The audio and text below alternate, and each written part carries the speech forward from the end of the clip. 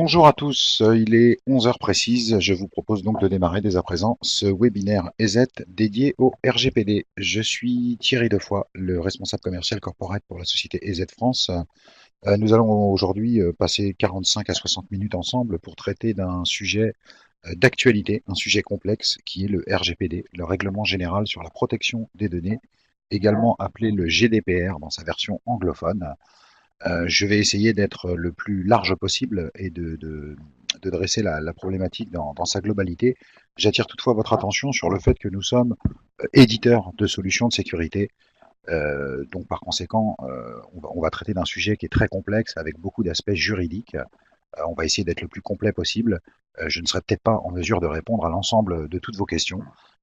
Si toutefois c'est le cas, je prendrai soin de les noter et d'essayer de revenir vers vous avec les informations les plus pertinentes possibles. Alors le webinaire que je vais dérouler se décompose en 4 grandes étapes. La première étape, le RGPD en 4 points.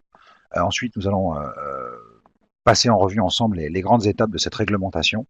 Je vous présenterai les solutions qui sont proposées par EZ pour sécuriser et faire un pas vers la mise en conformité RGPD. Et tout cela laissera de la place pour d'éventuelles questions-réponses.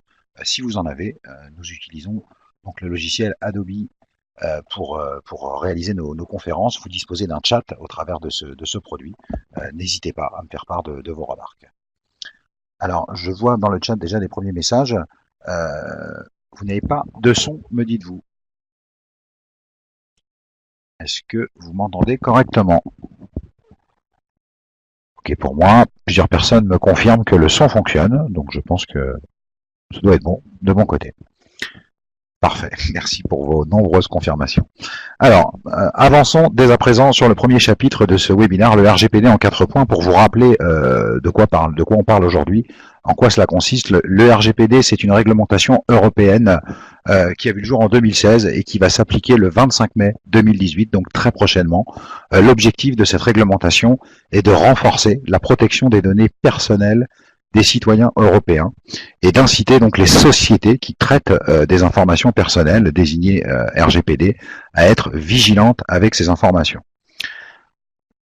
Alors, la mise en vigueur, comme je vous l'ai dit, est prévue pour le 25 mai 2018, donc c'est très prochainement. Et ce qu'on veut d'abord vous dire, c'est que toutes les entreprises, quelle que soit leur taille, sont concernées par cette nouvelle réglementation.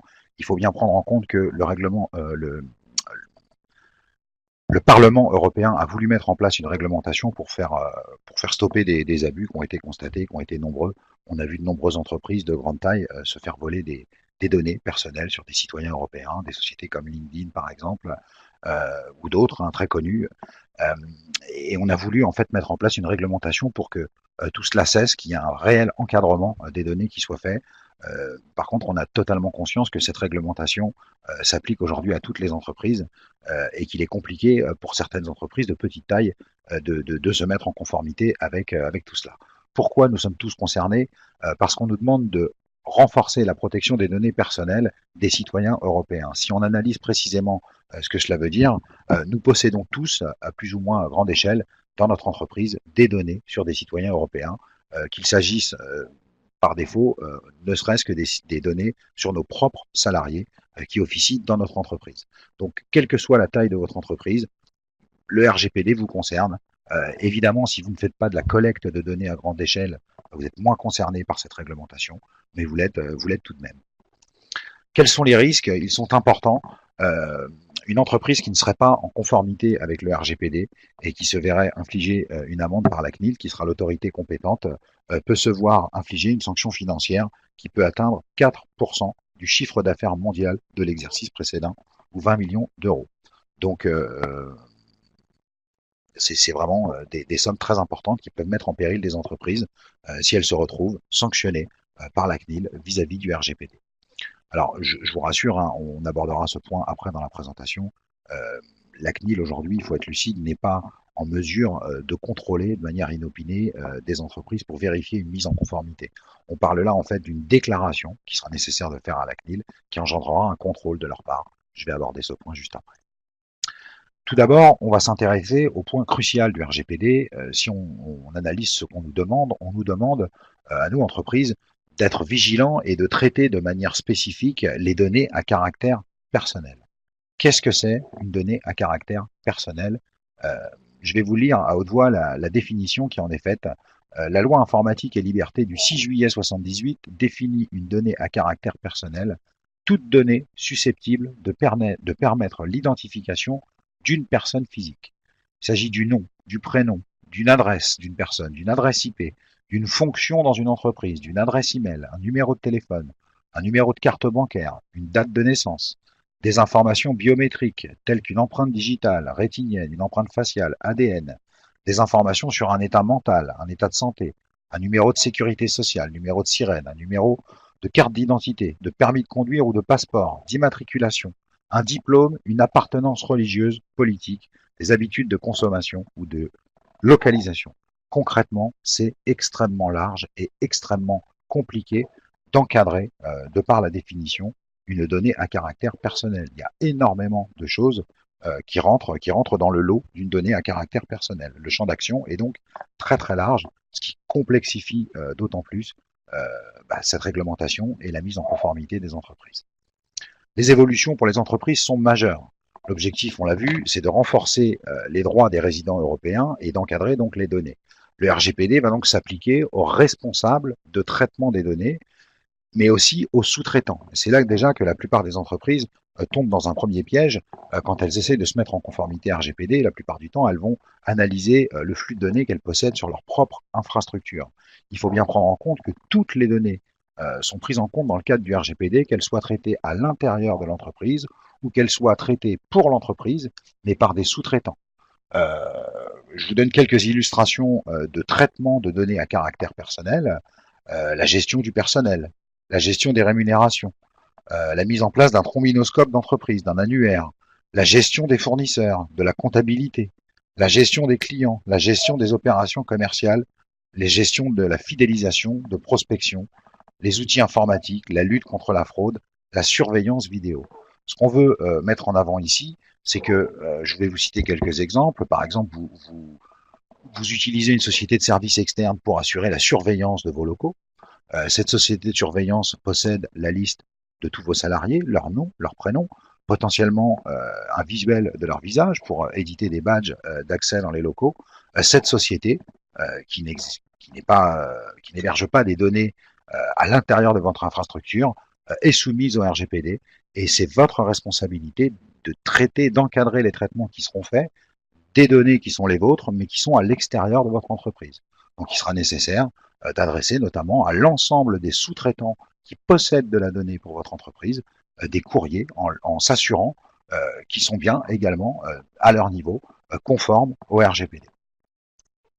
Le RGPD, en fait, propose d'encadrer toutes les données, nom, adresse, coordonnées bancaires, et demande à ce qu'elles soient protégées. Elle impose, alors quand on dit encadrer, je veux vraiment mettre l'accent sur différents principes qui encadrent ce qu'on veut mettre en avant ici.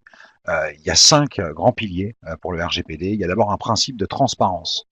Toutes les données doivent être traitées et collectées de manière loyale, licite et transparente pour la personne à qui on a collecté de l'information. On doit aussi appliquer un principe de limitation des finalités. Les données ne doivent être collectées que pour des finalités déterminées, explicites et légitimes. Elles ne pourront pas être traitées ultérieurement d'une manière incompatible avec les finalités initiales. Pour illustrer mon propos et vous donner un exemple, vous mettez en place un système de carte de fidélité dans votre entreprise. Vous allez donc collecter des informations vis-à-vis de vos clients afin qu'ils adhèrent à ce fichier de fidélité. Il est totalement exclu. Alors déjà, vous le faites de manière licite. La personne qui vous donne ces données est en total accord avec ça et elle vous les donne de manière positive. Euh, Dès lors que vous avez récupéré ces informations, il est totalement exclu de les utiliser plus tard pour toute autre opération commerciale, quelle qu'elle soit, que la finalité ultime, première, qui était la mise en place d'un fichier de carte de fidélité. Un principe également de minimisation des données.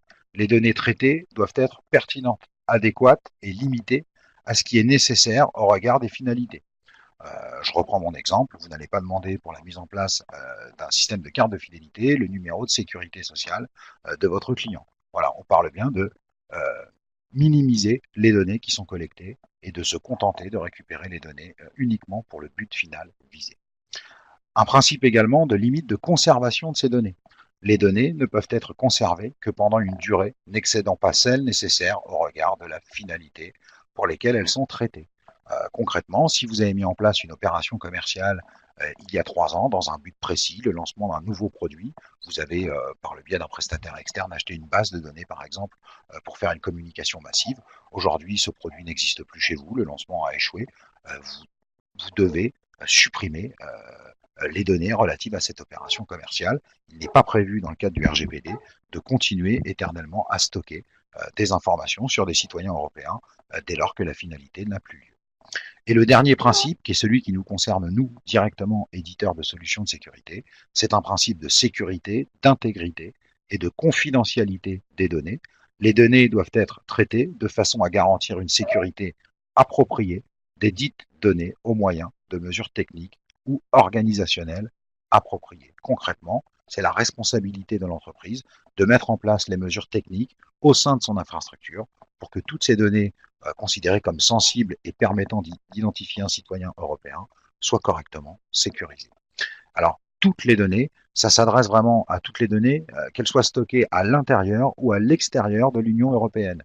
Vous disposez d'une filiale qui agit aux États-Unis, par exemple. Elle possède des données RGPD sur des citoyens qui sont, eux, basés en Union européenne. Il va falloir encadrer ces données de la même façon. Les responsabilités donc pour les entreprises, on l'a vu précédemment, sont importantes puisque des sanctions peuvent exister et elles sont conséquentes.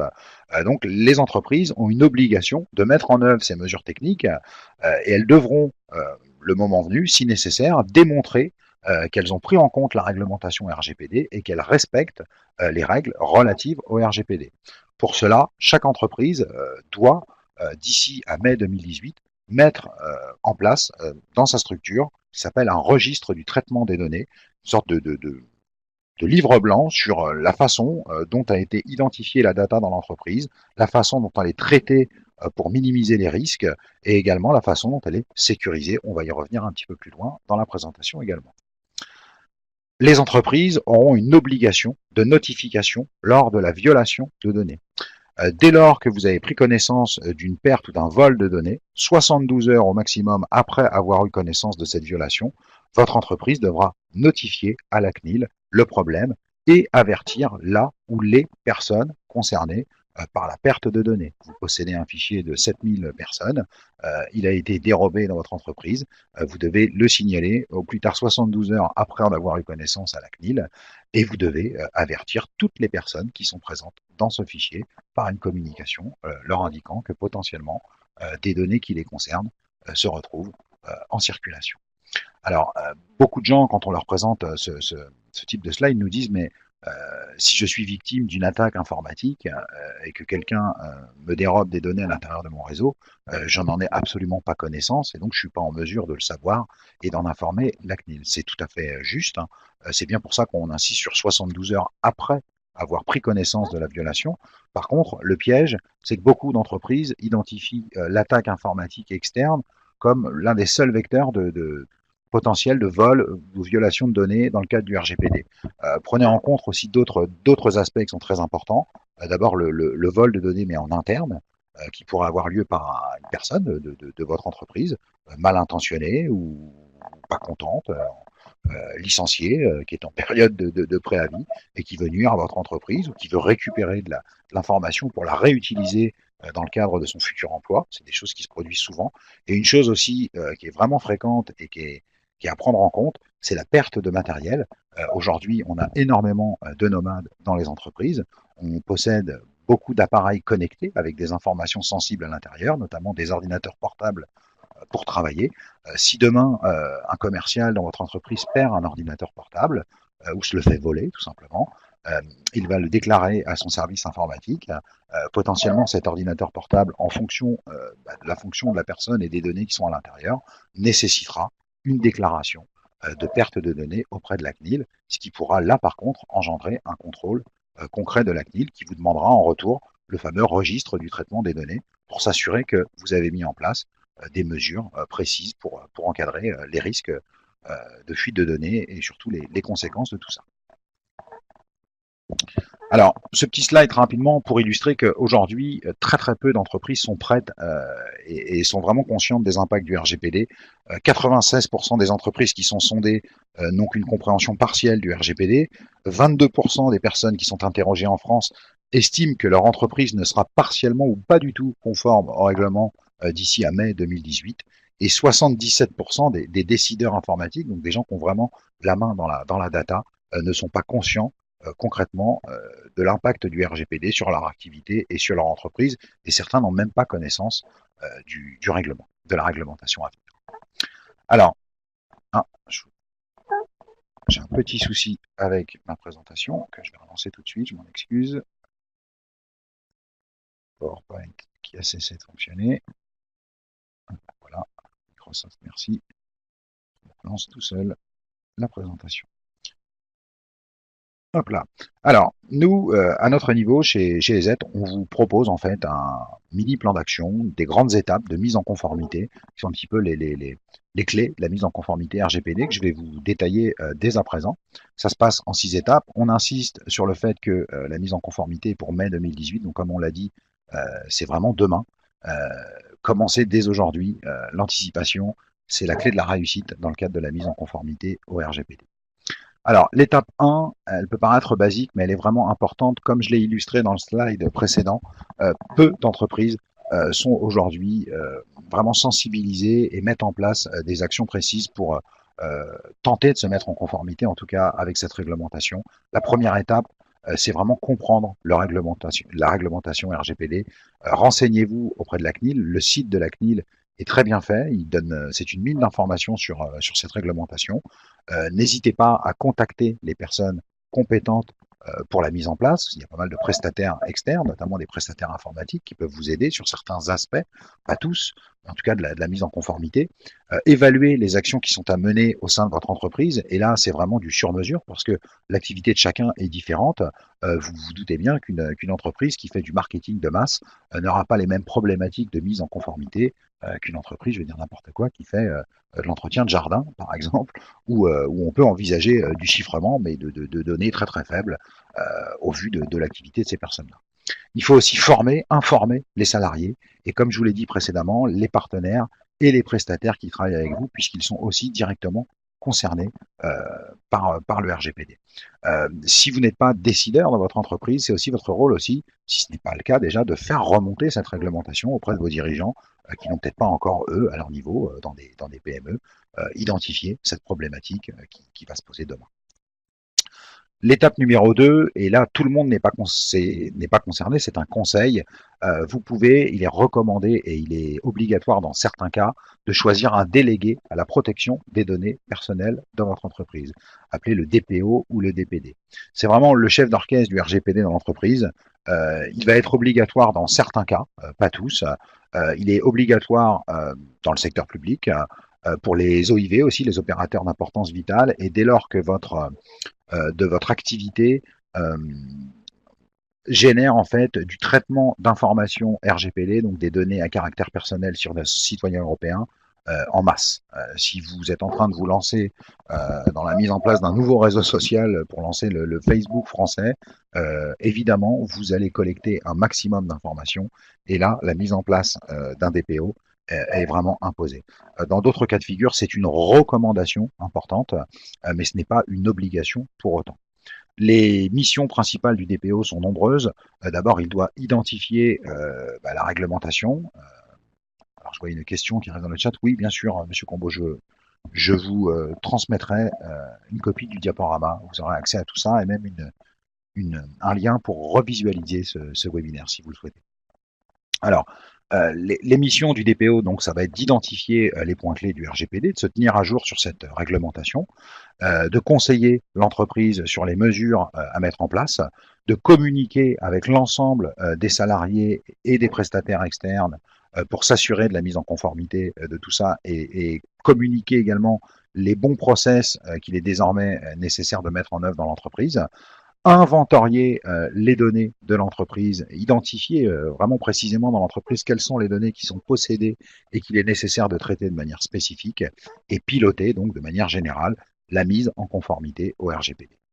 Notre recommandation, comme on l'a dit, vous pouvez faire appel à des prestataires externes spécialisés. Hein, si vous ne souhaitez pas, vous n'avez pas les moyens, le temps, les ressources pour nommer un DPO ou un DPD dans votre structure, vous pouvez vous appuyer sur des prestataires externes spécialisés qui vont disposer des compétences nécessaires, qui pourront assurer ce rôle en sous-traitance. Alors j'insiste sur un point, très peu de prestataires, et c'est compréhensible, assureront ce rôle jusqu'à prendre pour eux l'aspect juridique de la chose, c'est-à-dire le fait de dire je prends sur moi, si demain vous êtes contrôlé, que vous n'êtes pas en conformité, les éventuelles sanctions qui pourraient vous être appliquées.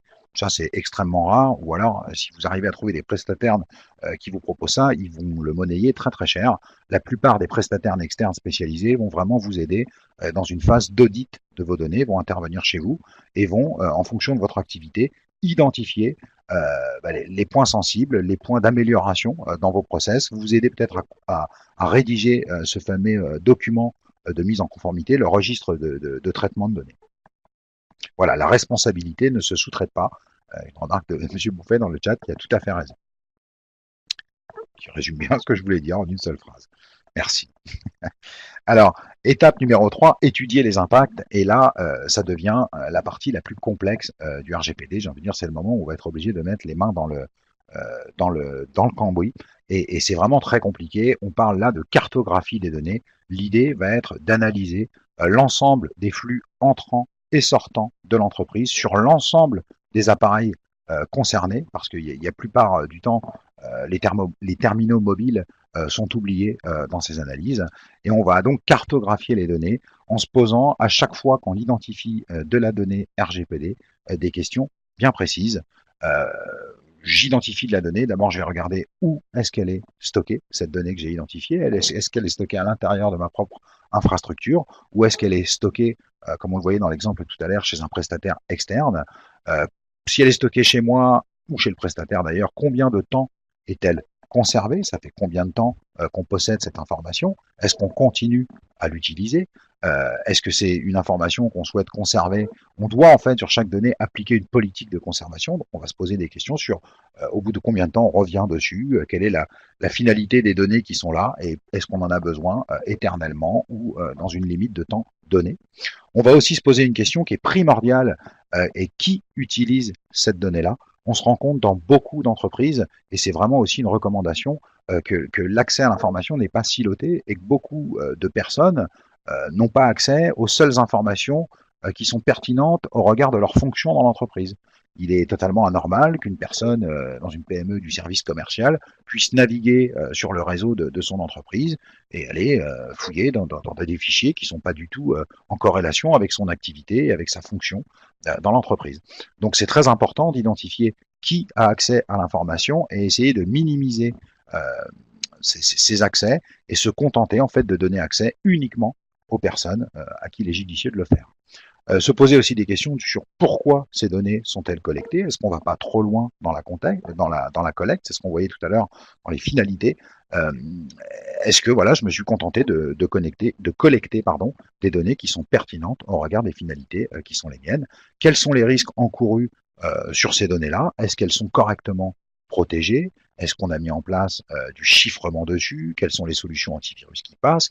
Est-ce qu'elles sont potentiellement exportable? Est-ce qu'on peut prendre la donnée, la mettre sur une clé USB? Est-ce que c'est toléré dans l'entreprise?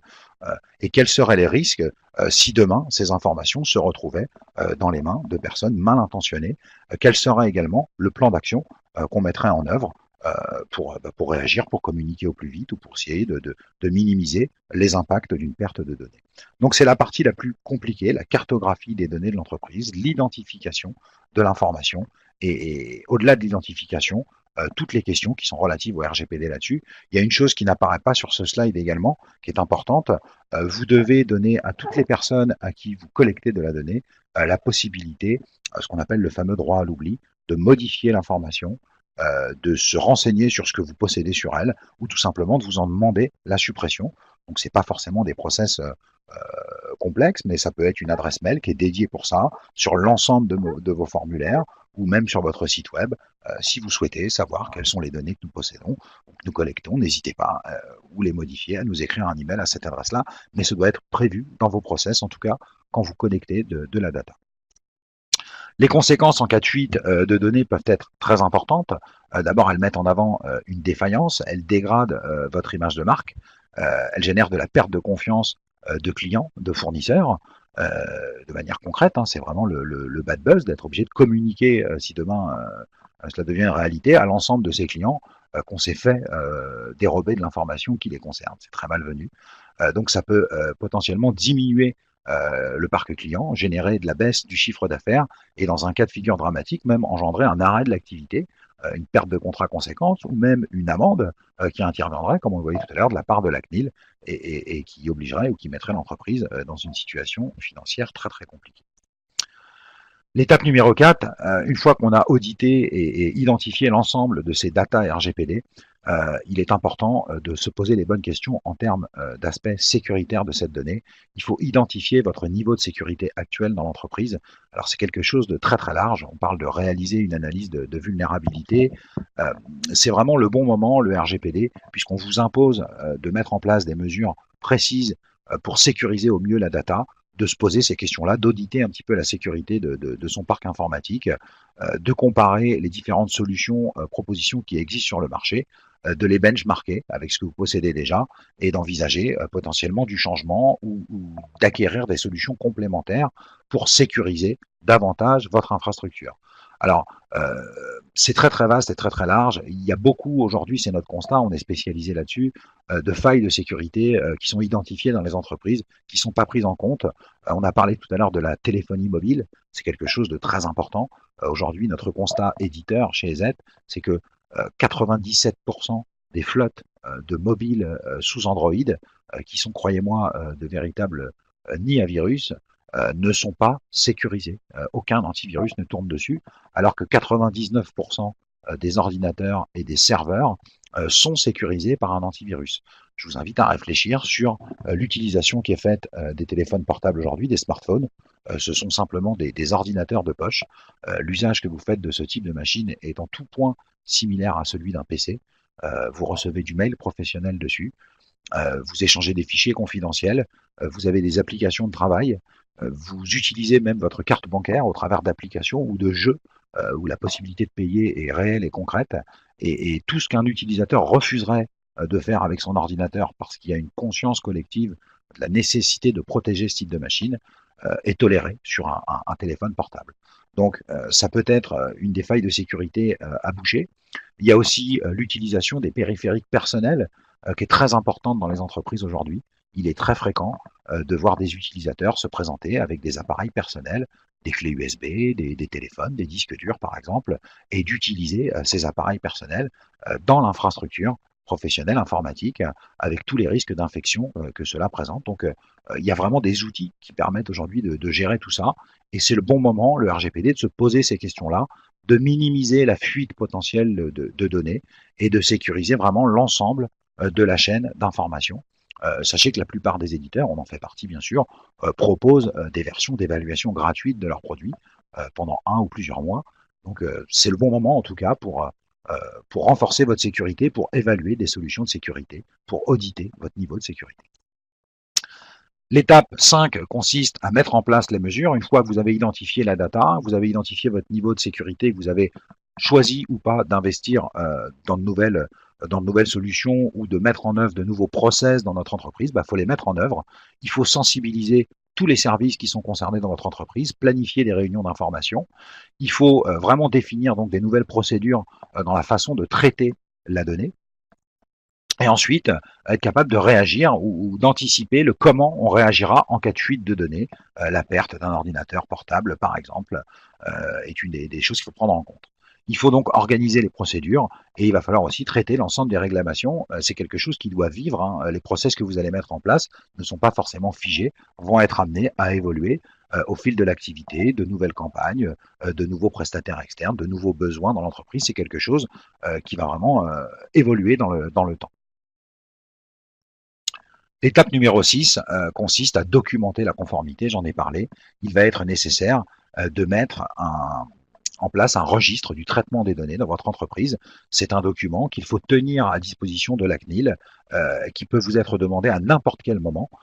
L'objectif de ce document, c'est vraiment de montrer patte blanche à la CNIL et de leur démontrer que vous n'avez pas pris à la légère cette réglementation RGPD, que vous avez identifié la data dans votre entreprise, que vous avez identifié la data chez l'ensemble de vos sous-traitants, que vous leur avez adressé des courriers pour vous assurer pour vous assurer que de leur côté, ils sont conformes au RGPD, que vous avez mis en place des procédures internes, que vous les avez communiquées à l'ensemble de vos salariés et documenté également les solutions de sécurité que vous avez mises en place à l'intérieur de votre infrastructure pour sécuriser tout cela.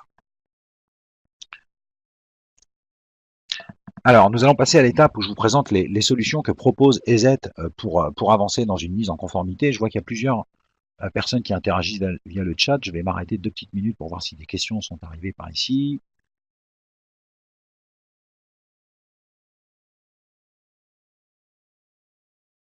Ok, je vois plus des réactions, pas réellement de questions.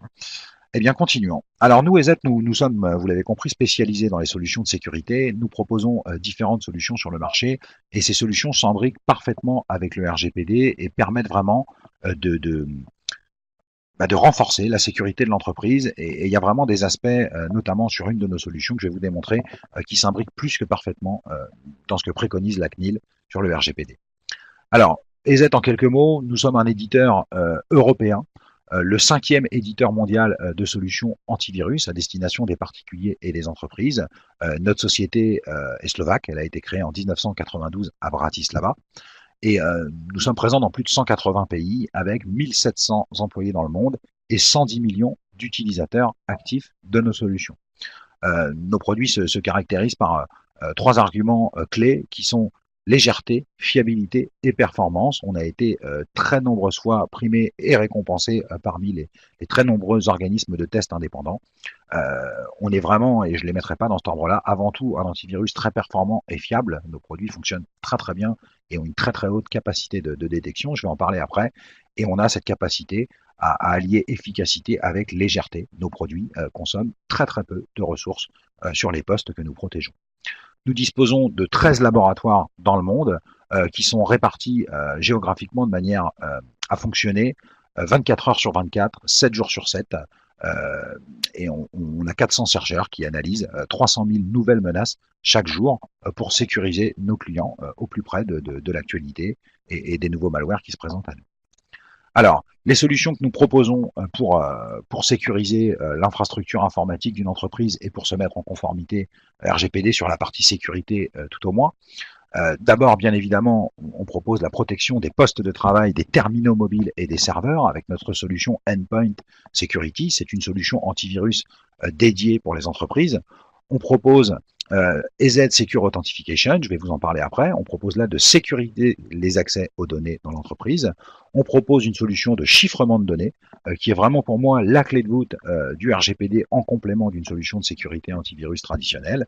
Et nous proposons également pour certaines entreprises qui veulent mettre un niveau encore supérieur de sécurité et de fuite de données potentielles, des solutions de DLP avec notre produit SafetyCap. Alors, pour vous détailler rapidement ces 4 produits, les solutions EZ Endpoint Solutions sont des solutions antivirus, donc dédiées aux infrastructures informatiques, qui se pilotent au travers d'une console d'administration et de management. Ça présente de très nombreux intérêts, notamment celui de mettre en place une politique de sécurité commune à l'ensemble des utilisateurs de l'entreprise. Il y a beaucoup aujourd'hui de PME, de PMI qui utilisent des solutions grand public pour sécuriser leur petite infrastructure informatique. Ça présente vraiment le désavantage de laisser en fait la main à l'utilisateur même sur la sécurité de son poste et de ne plus du tout contrôler ce qui se passe. Vous pouvez interdire l'usage de certains périphériques, de certains sites web, si l'utilisateur a besoin ou a envie d'y aller. Comme il a la main sur sa solution, il peut désactiver temporairement lui-même son antivirus, aller ou faire ce qu'il lui chante sur la machine et le réactiver par la suite. L'intérêt d'une solution de ce type, c'est que vous allez pouvoir définir là un cadre d'utilisation, des règles de sécurité, ce qu'on appelle une politique de sécurité dans votre entreprise, et l'appliquer de manière commune à l'ensemble de vos utilisateurs en pilotant tout ça à partir d'un point unique et d'une console de management unique, très très bien conçue et très ergonomique chez EZ. Donc notre produit protège tous les types de terminaux, c'est important. On protège les postes de travail, quel que soit le système d'exploitation, soit du Macintosh, du Windows, du Linux. On protège l'ensemble des serveurs, qu'il s'agisse de serveurs de fichiers, de passerelles ou de serveurs de messagerie. Et nous protégeons bien évidemment les terminaux mobiles, sous Android notamment, puisqu'il n'est pas possible aujourd'hui de développer des antivirus sous iOS. Apple n'ouvrant pas le code source pour que les éditeurs puissent le faire. Donc nous proposons sur iOS uniquement du MDM, c'est une gestion de la flotte mobile iOS, et nous proposons sur Android de l'antivirus et du MDM en complément. C'est vraiment, comme je vous l'ai dit, important de prendre en compte cette brique de sécurité et de penser à sécuriser également vos infrastructures mobiles. Nos produits sur la partie endpoint pour les postes de travail prévoient bien entendu la gestion des ports USB et le fait d'autoriser ou d'interdire l'utilisation des périphériques USB dans l'entreprise pour contrer ce que je vous expliquais tout à l'heure, la gestion des appareils personnels qui est très souvent autorisée dans le cadre professionnel à tort parce que cela présente des vrais risques d'infection. Nos produits sont vraiment connus, primés, récompensés. Les experts du SC Magazine ont attribué à EZ Endpoint Protection la note de 5 sur 5, considérant que notre produit est le plus intuitif et l'offre la plus complète du marché.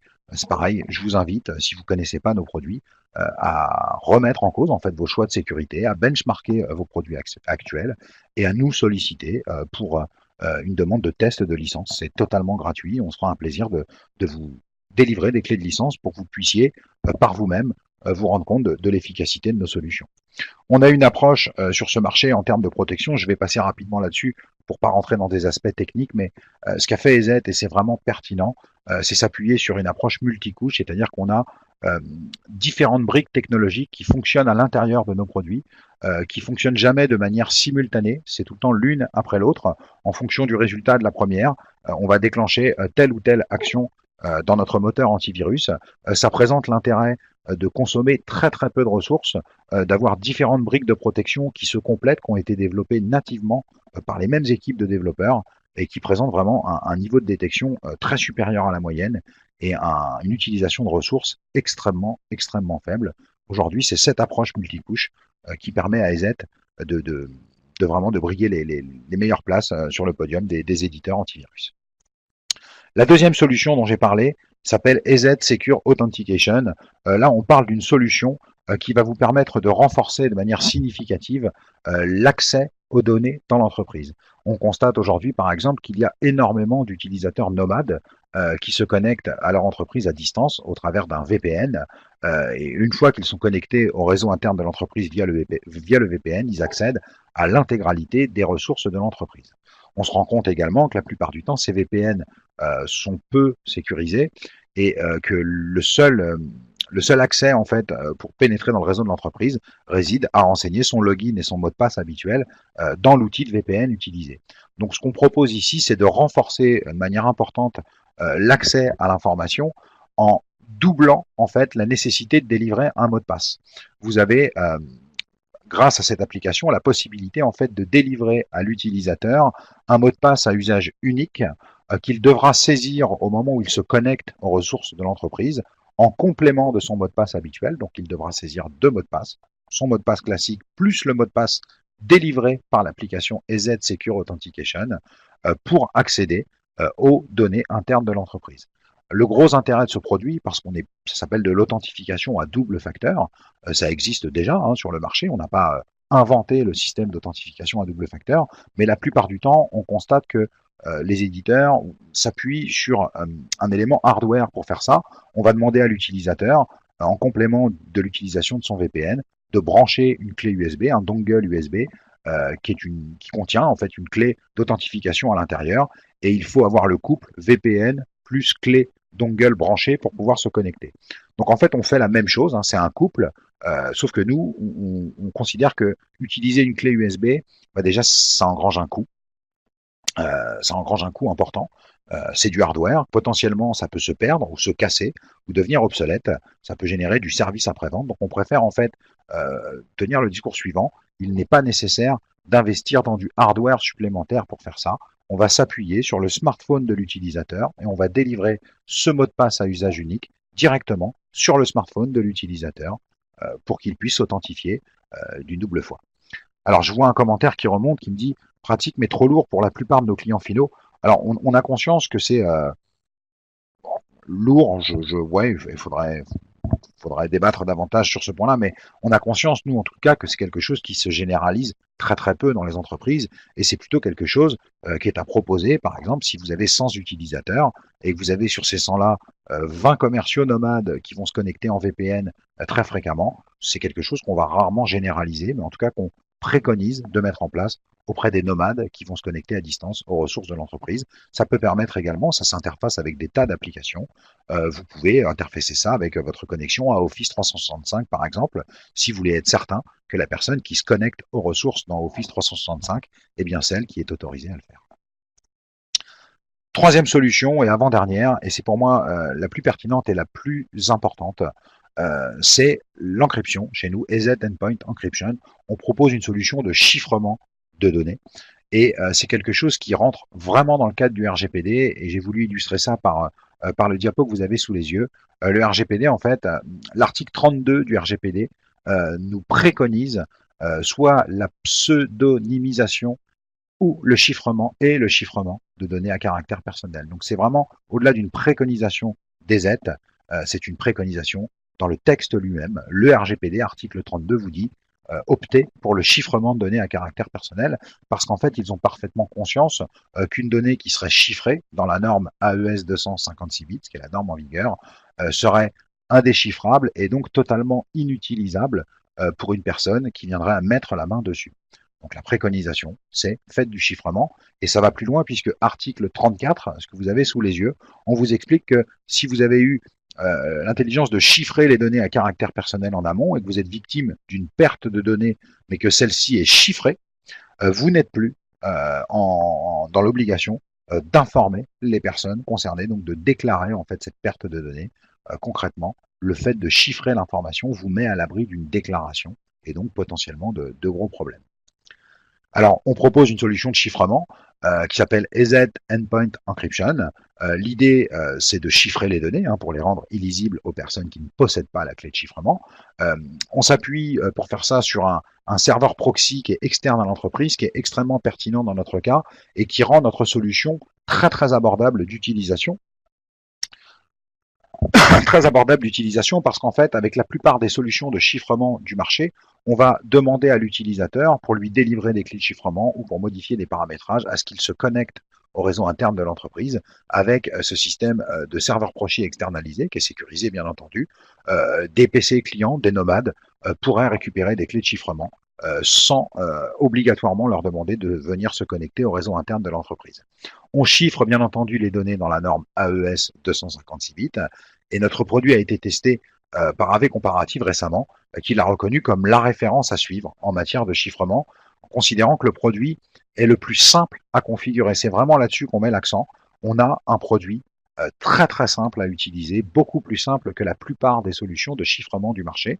On propose du chiffrement full disk, donc l'intégralité du disque dur est chiffrée, c'est ce qui est préconisé notamment pour les utilisateurs nomades qui disposent d'ordinateurs portables. Un ordinateur complètement chiffré, s'il est volé physiquement ou perdu, sera totalement inexploitable par la personne qui va mettre la main dessus, et vous ne serez plus dans l'obligation de déclarer cette perte ou ce vol à la CNIL notamment, ce qui est quand même beaucoup plus confortable. Dernière solution qu'on propose en alliance technologique, donc ce n'est pas un produit estampillé EZ, c'est un produit SafetyCA, c'est une solution de data loss prévention, de DLP. Donc là, c'est vraiment pour les personnes qui veulent mettre un niveau de sécurité supérieur sur leurs données. L'objectif ici, c'est vraiment d'interdire ou de contrôler l'exportation ou l'utilisation de données vers l'extérieur. J'interdis de faire des screenshots, j'interdis de faire des copier-coller d'un texte jugé sensible et de recopier le contenu dans un email. Vraiment, je vais limiter au maximum la perte potentielle de données. Il y a aussi une autre façon de faire. On peut totalement tolérer et laisser faire l'utilisateur, mais avoir un contrôle complet sur ce qui s'est passé, donc remonter l'accès à l'information, laisser un utilisateur faire des copier-coller, mais par contre en être informé, avoir une véritable traçabilité de ce qui s'est passé, et donc potentiellement de mettre le doigt sur des comportements anormaux. Il y a une personne tous les jours qui vient avec un périphérique externe et qui s'amuse à prendre des informations et à les copier sur un périphérique amovible. Voilà, c'est quelque chose euh, qui peut alerter l'attention et générer une action. Donc, plusieurs façons d'utiliser du DLP. C'est un outil très puissant qui est vraiment destiné soit à des entreprises de taille importante ou à des gens qui ont de la donnée extrêmement sensible et qui veulent mettre en place un niveau de sécurité très très très important.